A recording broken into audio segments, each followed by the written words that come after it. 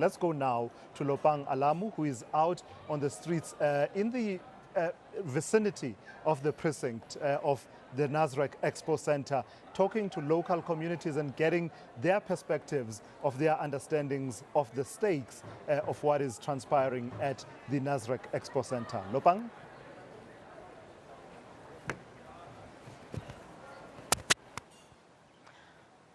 Well, Tulas, we are indeed in Ormonde, the suburb of Ormonde. In fact, it's literally opposite the Nasrec Expo Center. Now, that's where the summit is currently being held. I'm going to move out of shot. You'd also notice it's quite a very quiet area.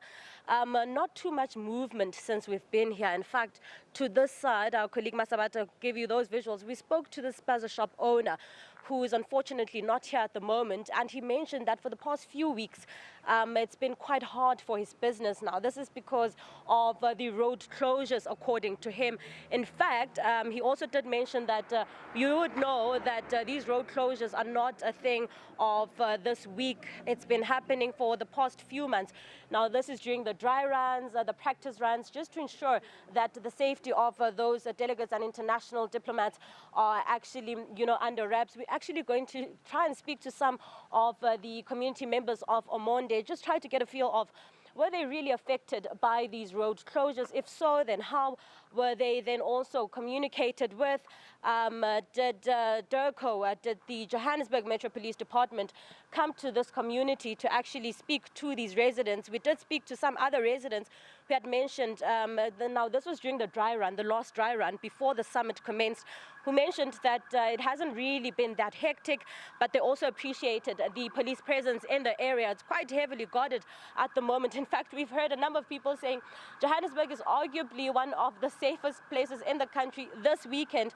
Let's talk to this gentleman here. We did speak off camera. Thank you so much for your time. Let's talk about, well, let's just start here. You do know of the summit, and obviously you stay next to where that summit is currently being held.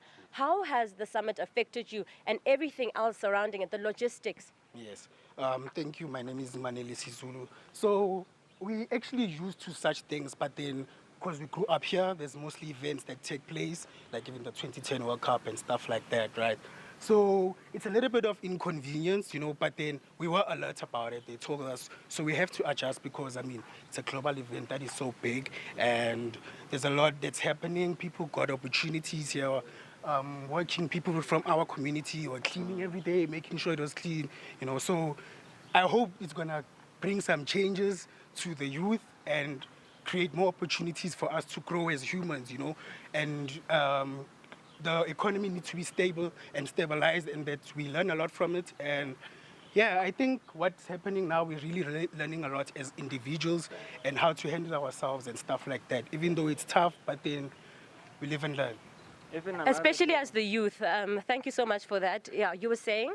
Even another thing, my sister, infrastructure-wise, since the G20 has came, they're painting our roads, bavale leza decoration, even the robot, the robots, they fixed the robots. Some of the robots weren't working.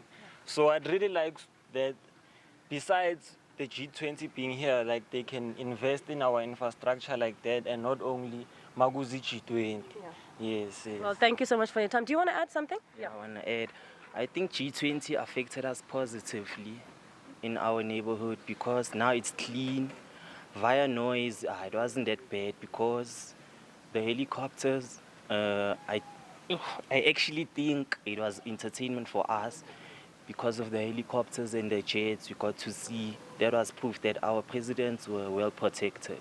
Well, thank you so much for your time. These were quite a common conception here with the fact that these service delivery concerns that these residents have, saying, can the city of Johannesburg at least just maintain this sort of consistency? Now, this is with regards to the paintings that we've seen. They also mentioned that some robots were not working, but now they're fully functional. And also the safety element as well, really, that came out quite a lot as we spoke to the residents of this particular place, saying it would really be nice to see the continuation of these police presence, really. I mean, we've seen quite a number of them them. It's not easy for anyone to just come through this area.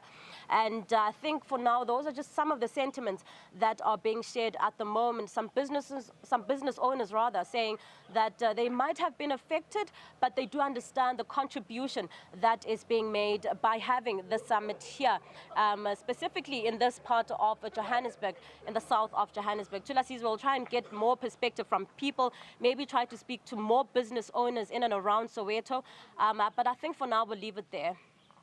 I love how you're leaning against that wall. This is now Lopang on the streets, you know. She is Uplome Konin, Lopang.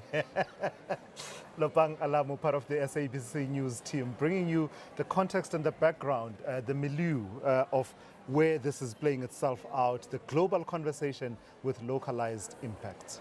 If I was out there, I'd also be leaning up against a Ormonde. wall because, I mean, I think we're all suffering from a little fatigue. We're certainly looking forward to the President's closing remarks once that closed session continues. But